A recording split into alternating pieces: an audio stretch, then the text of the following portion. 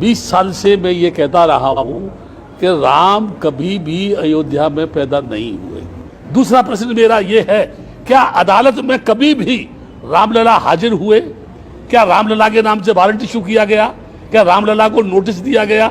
यदि ऐसा नहीं है, इस भारत की धरती पर हिंदू गणराज्य स्थापित करना चाहते हैं, मैं आपके मीडिया के माध्यम से कह रहा हूं, उनके बाप के फरिश्ते भी इस देश की धरती पर हिंदू गणराज्य स्थापित नहीं कर सकते। मैं पूरे देश के लोगों से यह जानना चाहता हूं, क्या वेदों में कहीं हिंदू शब्द है? क्या पुराणों में कहीं हिंदू शब्द है? कहीं गीता में कहीं हिंदू शब्द है? रामायण में कहीं हिंदू शब्द है? उपनिषद में कहीं हिंदू शब्द है? किसी भी एक जगह कोई भी इस देश का मनीषी, ब्राह्मण, इस देश का नेता, इस देश का कोई भी उच्च कोटि का आचार, शंकराचार्य ये बताए हिंदू शब्द आया कहां से? जो मूल लड़ाई थी अयोध्या की, वो मूल लड़ाई का जो आधार था वो ये था कि who is the real owner of this land, यानी वो बाबरी मस्जिद है अथवा राम की जन्मभूमि है। या मैं ये बताना चाहता हूँ, 20 साल से मैं ये कहता रहा हूँ कि राम कभी भी अयोध्या में पैदा नहीं हुए।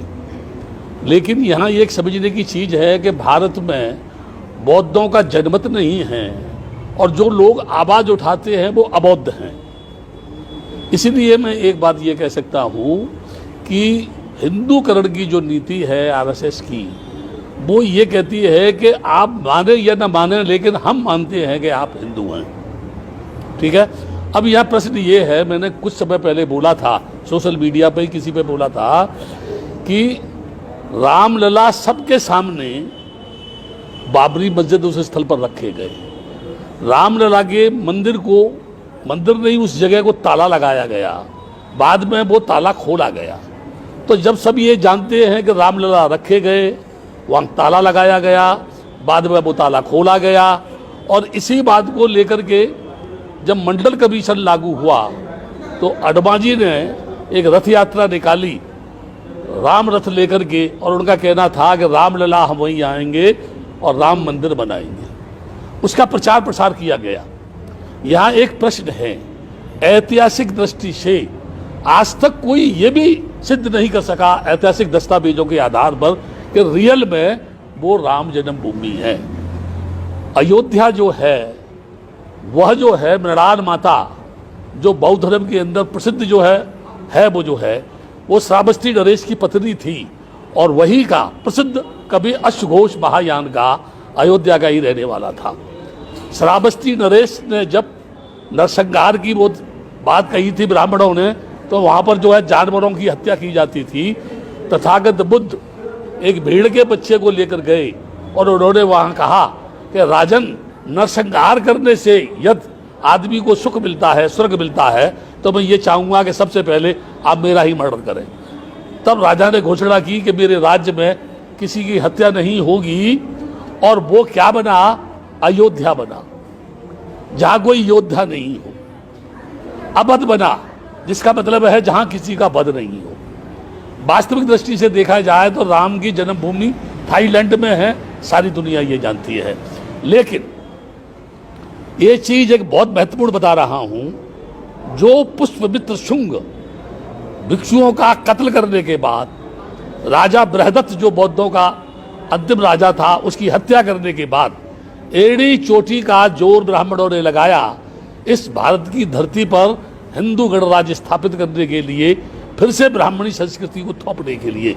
लेकिन 2,500-3 हजार वर्ष होने के बावजूद भी पूर्ण रूपेण वो जो सफल नहीं हो सके।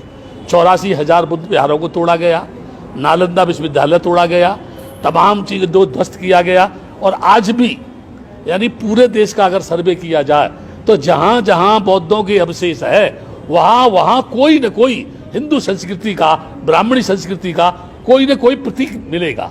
तब प्रश्न ये पैदा होता है, बौद्धों के अवशेष स्थल पर ये हिंदू प्रतीक कैसे पहुंचा?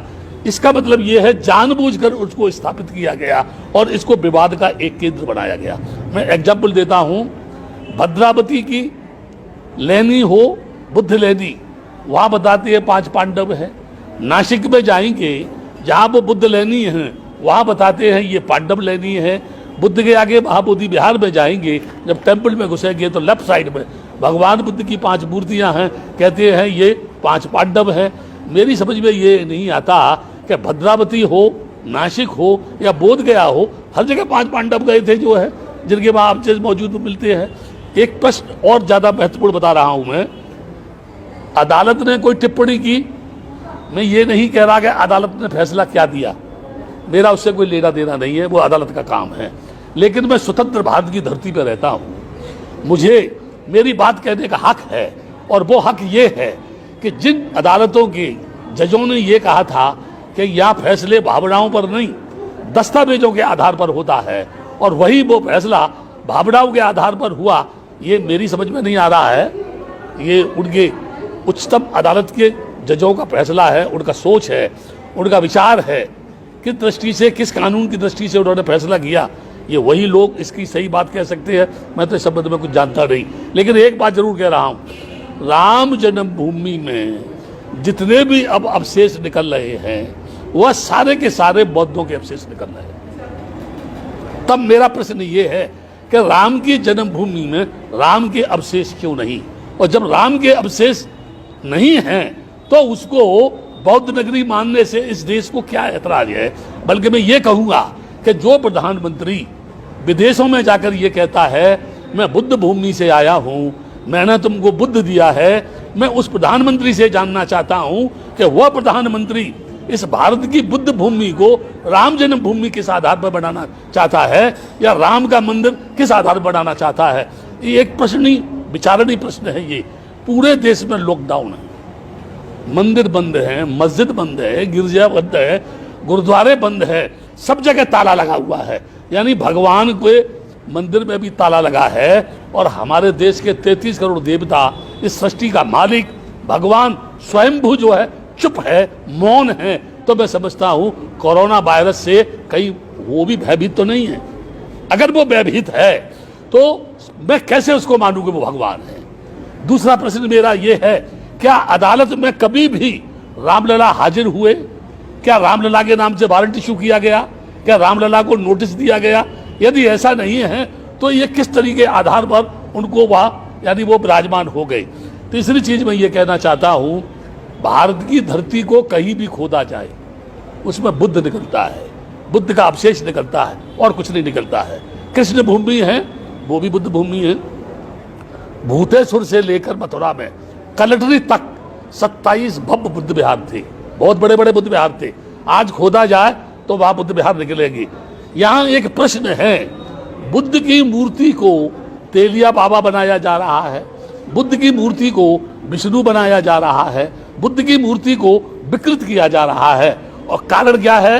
हमारे देश का भिक्षु नपुंसक है, हमारे देश का भिक्षु जो है डरपोक है, भयभीत है, क्योंकि उसमें नैतिकता की ताकत नहीं है, उसके अंदर चरित्र नहीं है, उसमें सत्य के प्रति जूझने की हिम्मत नहीं है, वो मौत से डरता है। बुद्ध ने कहा जिसने मौत का साक्षात्कार कर लिया वो जिंदगी में भय मुक्त हो गया, अब उसके सामने कोई भी भय उत्पन्न नहीं कर सकता है।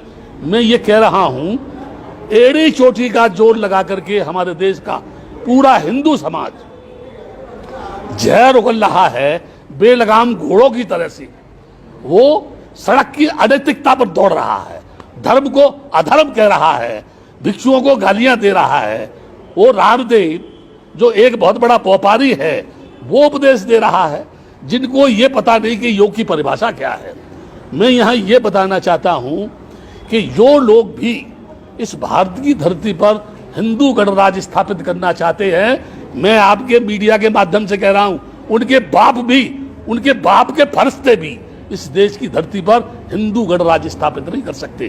क्योंकि जब ये देश आजाद हुआ, अंग्रेजों से जब एग्रीमेंट हुआ, तब डेमोक्रेसी के आधार पर यह देश आजाद हुआ, लोकतंत्र के आधार पर यह देश आजाद हुआ, धर्मनिरपेक्षता के आधार पर यह हुआ।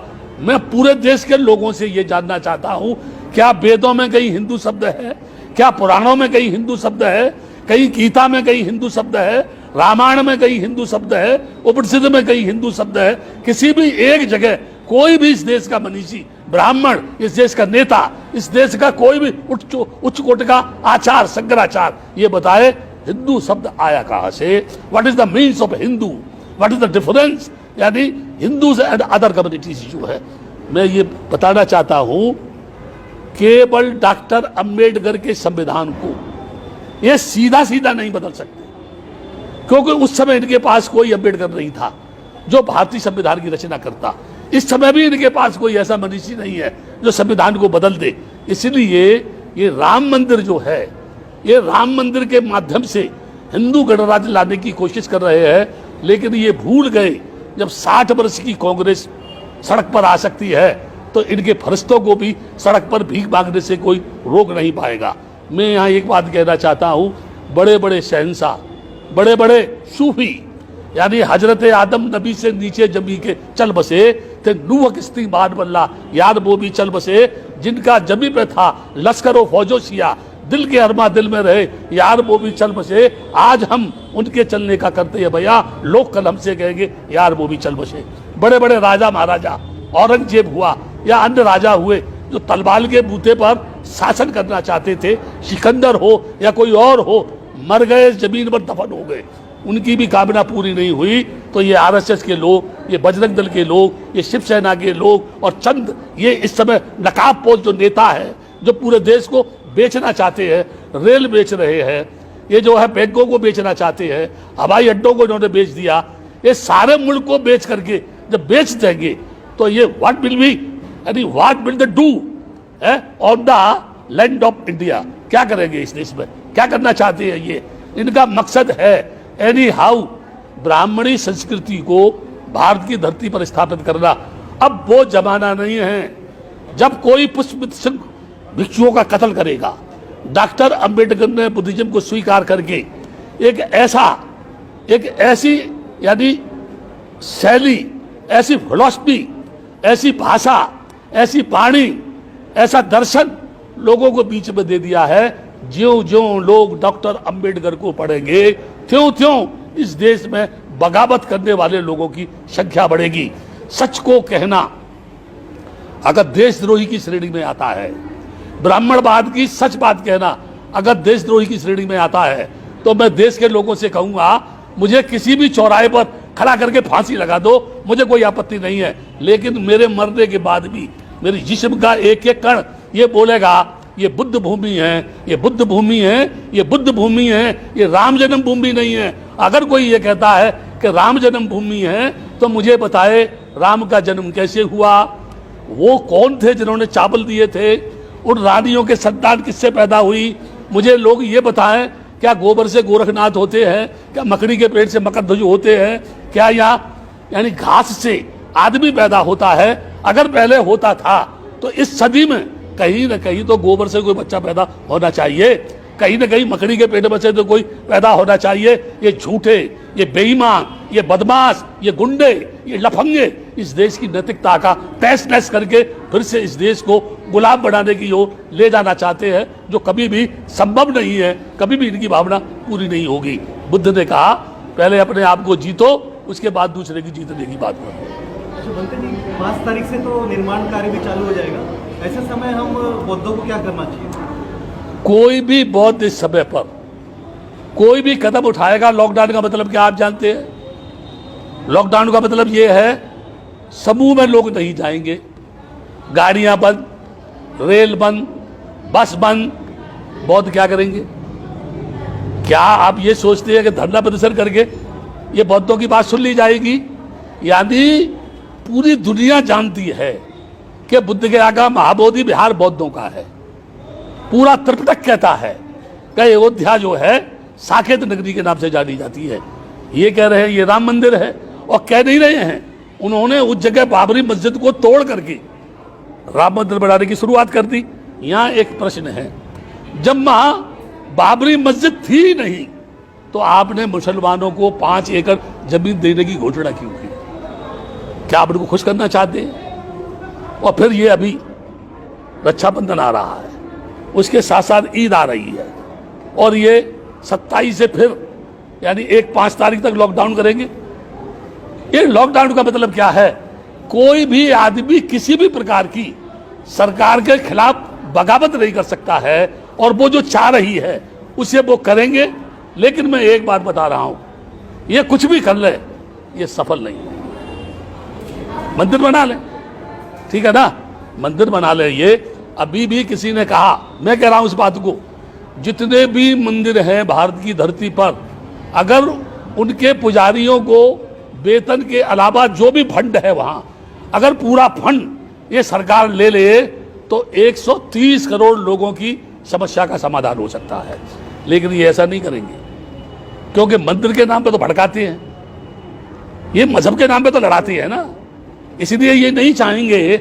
आप मुझे बता दीजिए, जिस भगवान को कभी देखा नहीं, जिस भगवान से कभी बातचीत नहीं हुई, जो भगवान कभी आया नहीं, जिस भगवान को पूर्वजों ने नहीं देखा, लोगों के बाप दादों ने नहीं देखा, और ये कह रहे हैं कि वो है, कहाँ है, किस जगह है। और फिर अंत में कहता हूं, जब आदमी ही दुनिया में नहीं रहेगा तो फिर भगवान को मानेगा कौन, इन मंदिरों में जाएगा कौन, इनकी पूजा कौन करेगा, इनको चढ़ावा कौन देगा। तो आवश्यकता मंदिर बनाने की नहीं, आवश्यकता आदमी के जीवन को बनाने की है, आदमी के जीवन को सुखी बनाने की है, लोगों को अच्छी शिक्षा देने की है, लोगों को अच्छी टेक्निकल एजुकेशन देने की है, लोगों की बेरोजगारी की समस्या हल करने की है, लोगों को नौकरी देने की है, नारी को पढ़ाने की, आगे बढ़ाने की है, उसकी नैतिक यानी शिक्षा के माध्यम से उसके चरित्र का निर्माण करने की है। तब जाकर के इस देश का भला होगा। एक तरफ कहते हैं बेटी बचाओ, दूसरी तरफ बेटी के साथ बलात्कार होता है। एक तरफ कहते हैं भारत माता की जय हो, और वही भारत माता की छाती पर नारियों का हनन किया जाता है, चरित्र हनन किया जाता है। ऐसा क्यों?